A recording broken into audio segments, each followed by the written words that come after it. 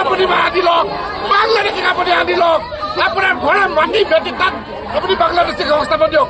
আমি কোনো পৰ্যায় মানি নলওঁ, কোনো পৰ্যায় মানি নলওঁ। প্ৰয়োজন হলে গুলি খাম, প্ৰয়োজন হলে মাৰ খাম, প্ৰয়োজন হলে জেল ভাত খাম। দেশ হয়, ৰাজ্য হয়, লাচিতৰ ৰাজ্য হয়, অপৰাধনৰ ৰাজ্য হয়।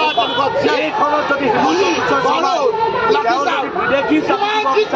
হিমন্ত বিশ্ব শৰ্মাৰ গাত যদি অসমীয়া তেজ নাই, তেনেহলে আমি ক'ব বিচাৰো আপুনি আত্মসন্মান কৰিছে।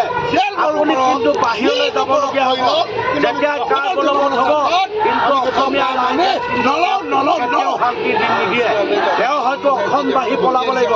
জি.পি. সিঙে যিমান আৰক্ষী নানক, কিন্তু অসমীয়া ৰাইজ সদায় মৰিবলৈ সাজু হৈ থাকে, সদায় যুঁজিবলৈ সাজু হৈ থাকে।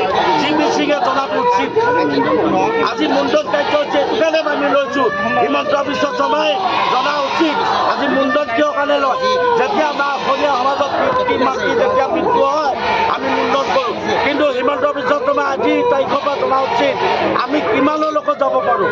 আজি মুণ্ডন কৰিছোঁ, মুণ্ডনৰ পিছত আমি কিন্তু নিজৰ তেজ দিবলৈ কিন্তু আমি সাজু হৈ আছোঁ। আজি হিমন্ত বিশ্ব শৰ্মাক আমি সকীয়াই দিছোঁ এই মুণ্ডন কাৰ্যসূচীৰ জৰিয়তে। যিদৰে আমাৰ ঘৰত মা দেউতা ঢুকালে আমি নিয়ম নীতি মানি আমি মুণ্ডন কৰোঁ, সেইদৰে আজি মুখ্যমন্ত্ৰী আমাৰ মাজত নাই বুলি আমি ধৰি ললো।